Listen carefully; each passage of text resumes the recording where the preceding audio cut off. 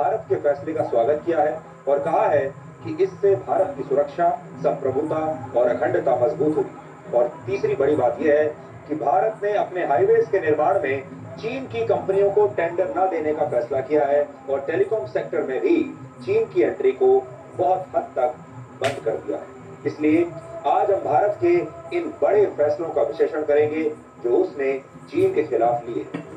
इसके बाद हम उस वर्ल्ड रिकॉर्ड की बात करेंगे जो आपने जी न्यूज के साथ मिलकर बनाया है।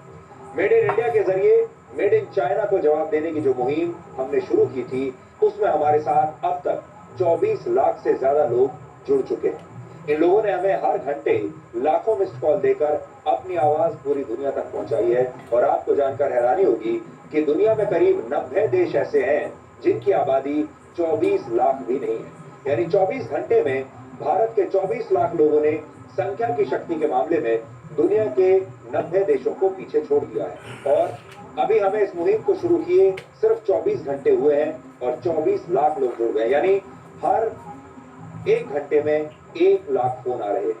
90 वर्ष पहले जब महात्मा गांधी ने अंग्रेजों के खिलाफ नमक सत्याग्रह की शुरुआत की थी, तब उनके साथ 60,000 लोग खड़े थे। और जब 57 वर्ष पहले अमेरिका के महान अश्वेत नेता मार्टिन लूथर किंग जूनियर ने क्रांति की शुरुआत की थी, तब उन्हें 2 लाख लोगों का साथ मिला था। यानी आज भारत के लोग, यानी आप लोग इतिहास बनाने के बहुत करीब खड़े हैं और जी न्यूज का मंच एक नई क्रांति का गवाह बनने वाला है। इसलिए आज आपको अपनी खुद की ताकत के बारे में जानना चाहिए। और आखिर में हम सरकारी बंगलों और सरकारी सुविधाओं को अपना जन्म सिद्ध अधिकार मानने वाले नेताओं की बात करेंगे। सरकार ने आज प्रियंका गांधी वाड्रा को वो सरकारी बंगला खाली करने का आदेश दे दिया जिसमें वो पिछले 23 वर्षों से रह रही थी। पिछले साल प्रियंका गांधी वाड्रा की एसपीजी सुरक्षा वापस ले ली गई थी और इसी के साथ इस बंगले में रहने का उनका अधिकार भी समाप्त हो गया था। लेकिन उन्होंने खुद ये बंगला खाली नहीं किया और अब सरकार को उन्हें इस बंगले को खाली करने के लिए एक नोटिस देना पड़ा। इसलिए सरकारी बंगलों पर कब्जा करके उन्हें कभी खाली ना करने वाली उस परंपरा के बारे में आज हम आपको बताएंगे, जिसका सबसे बड़ा उदाहरण खुद गांधी परिवार है। तो आज की सबसे बड़ी खबर यह है कि भारत और चीन के बीच सीमा विवाद सुलझने में अभी बहुत लंबा समय लग सकता है। आप में से जो लोग ये उम्मीद करे बैठे थे कि ये बहुत जल्द सुलझ जाएगा, कुछ हफ्तों की बात है या कुछ महीनों की बात है, तो आज हम आपको ये बताना चाहते हैं कि जो संकेत हमें मिल रहे हैं उससे ये लगता है कि ये मामला अभी बहुत आगे तक जाएगा। ये लड़ाई बहुत लंबी चलने वाली है, इसलिए आप अपनी तैयारी अच्छी तरह से ठीक से करके रखिए। यानी दोनों देशों की सेनाएं अभी काफी समय तक ऐसे ही एक दूसरे के आमने सामने तैनात रहेंगी और हो सकता है कि सर्दियों से पहले इस विवाद का कोई हल ना निकले या हो सकता है उससे भी ज्यादा। कल यानी 30 जून को भारत और चीन के बीच कोर कमांडर स्तर की बैठक हुई थी। ये बैठक भारत की तरफ स्थित चुशूल में हुई थी जो करीब 12 घंटे तक चली। सोचिए, ये बैठक 12 घंटे तक चली है। ये कोर कमांडर स्तर के बीच हुई तीसरी बैठक थी और इससे पहले 22 जून और 6 जून को भी दोनों सेनाओं के बीच बातचीत हुई थी इसी तरीके से। 6 जून की बैठक में यह तय हुआ था कि एलएसी पर तनाव को दूर करने के लिए दोनों सेनाएं पीछे हटेंगी, लेकिन ऐसा हुआ नहीं। चीन ने धोखा दिया। लेकिन बैठकों के दौर के बावजूद तनाव कम होने की बजाय बढ़ता चला गया और सूत्रों के मुताबिक 30 जून को हुई बैठक में सैनिकों को पीछे हटाने पर सहमति तो बनी है, लेकिन इस प्रक्रिया में अभी और बहुत वक्त लगेगा। सूत्रों ने हमें बताया है कि एलएसी पर सेनाओं को पीछे हटाने की प्रक्रिया बहुत जटिल है और ऐसे में अटकलों वाली और अपुष्ट रिपोर्ट से बचने की जरूरत है। हम जो आपको बता रहे हैं ये विश्वस्त सूत्रों के आधार पर रिपोर्ट्स हैं और हम कभी भी इस मामले में आपको ऐसी कोई खबर नहीं दिखाएंगे जो अपुष्ट हो। सूत्रों ने बताया कि बैठक में दोनों देशों की सेनाएं इस बात पर सहमत हो गई हैं कि एलएसी पर तनाव घटाने के लिए सैन्य और कूटनीतिक स्तर पर कई और बैठकों की जरूरत है। यानी अभी और बहुत बातचीत की जाएगी। यानी स्थितियां ऐसी नहीं लग रही कि भारत और चीन की सेना जल्द ही अपनी अपनी पुरानी पोजीशन पर लौटे या इस पोजीशन से पीछे हटे। और इस स्थिति के सामान्य होते होते ये साल तो लगभग पूरा बीत ही जाएगा। तो आप इसको ऐसे समझिए कि ये जो साल है आपका 2020 का साल, ये 2 सीज का साल है। एक सी कोरोना और दूसरा सी चीन। इन दोनों सीज ने मिलकर इस पूरे साल को एक तरीके से आपसे छीन लिया। भारत ने चीन को पहले ही संदेश दे दिया था कि भारत दोस्ती निभाना जानता है तो आंखों में आंखें डालकर बात करना भी जानता है, और चीन ने सब पहली बार इसका अनुभव किया है। चीन को ये सीधी बात अगर समझ में नहीं आई थी तो उसे अब भारत के बाद एक फैसलों से ये बात समझ में आ चुकी होगी।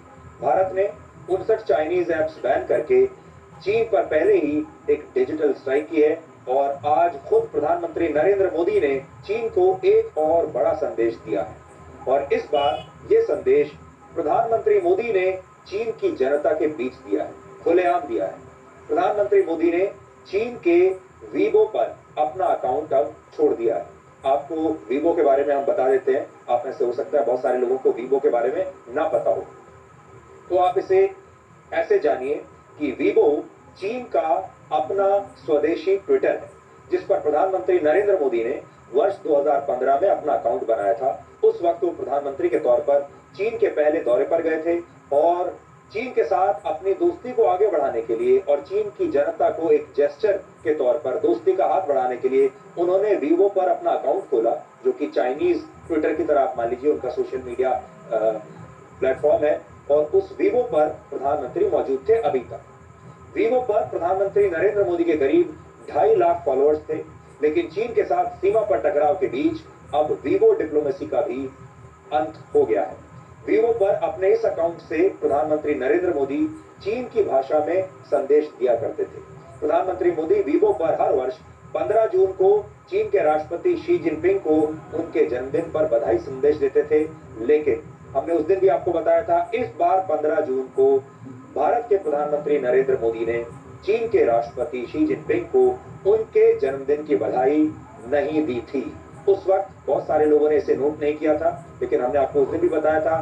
तो 15 जून को ही प्रधानमंत्री ने एक बहुत बड़ा संदेश दे दिया था, वरना इससे पहले प्रधानमंत्री मोदी हर साल शी जिनपिंग के जन्मदिन पर उन्हें हमेशा बधाई देते थे, लेकिन इस बार नहीं थी। और अब वीवो से अगर प्रधानमंत्री नरेंद्र मोदी हट गए हैं तो इसे आप चीन के बहिष्कार का सबसे बड़ा संदेश समझिए। कहने को तो हमारे देश में ऐसे बहुत सारे लोग आपको मिल जाएंगे जो आज भी भारत का मजाक उड़ा रहे हैं, जो आज भी चीन के टीम में खेल रहे हैं, जो आज भी ये कह रहे हैं कि इन ऐप्स को बैन करके क्या होने वाला है, जो आज भी ये कह रहे हैं, जो उकसा रहे हैं भारत को कि नहीं आप सीधे युद्ध में जाइए और खून खराबा कीजिए। ये सारे वो लोग हैं जो अपनी राजनीति की दुकानदारी यहाँ चलाना चाहते हैं। इसलिए आपने देखा होगा कुछ विपक्षी नेता ऐसे हैं जो लगातार, बाहर निकलना तो उनका बंद है, लेकिन अपने घरों में बैठकर लगातार ट्विटर पर या सोशल मीडिया अकाउंट पर वो हर रोज कोई ना कोई संदेश, कोई ना कोई वीडियो डालते रहते हैं, जिसमें एक तरीके से भारत सरकार का मजाक उड़ाया जाता है और चीन का मनोबल बढ़ाने की कोशिश की जाती है। लेकिन आज ये सारे लोग जब डीएनए देखेंगे, जो हम आज आपको और बताने वाले हैं, इन सब लोगों का दिल टूट जाएगा।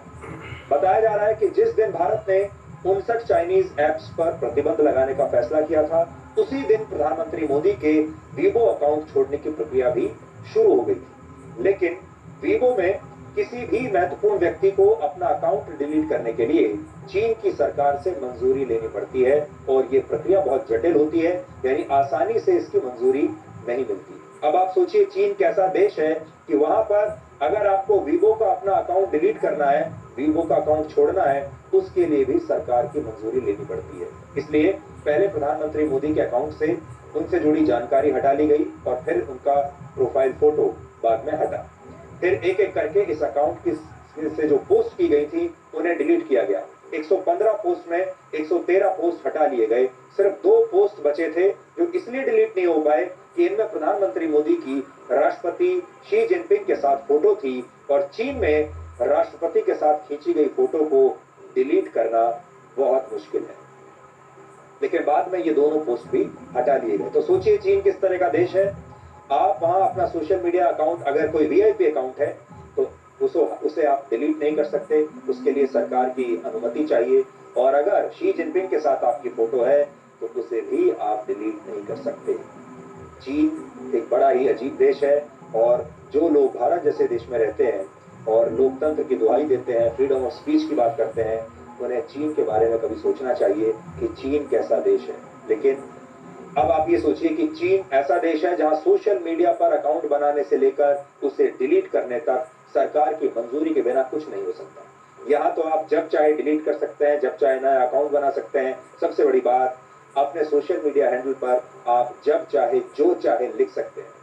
जो चीन अपनी कंपनियों के ऐप्स पर लगे प्रतिबंध पर भारत को उपदेश दे रहा है, उस चीन को अपने ही देश का हाल दिखाई नहीं देता। और आप ये सब तो जानते ही होंगे कि चीन में ट्विटर और गूगल जैसे जो ऐप्स हैं, ये पहले से ही प्रतिबंधित हैं।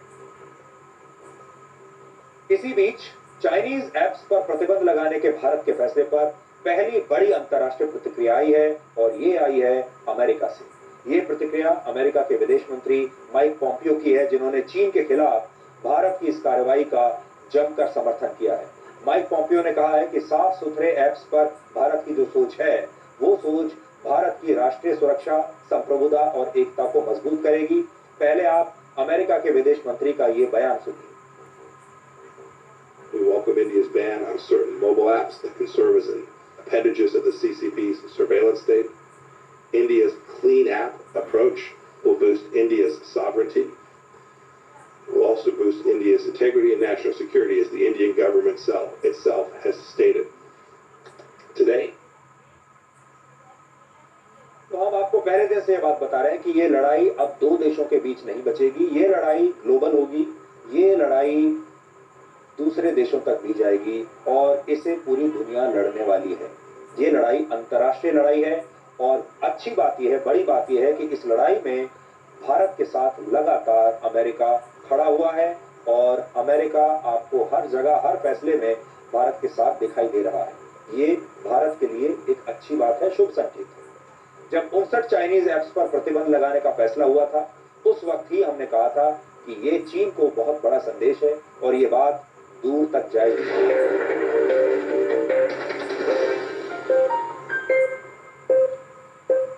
वैक्सीनेशन छूटने ना दें, ताकि लॉकडाउन बीमारियों का हो, बचपन का नहीं।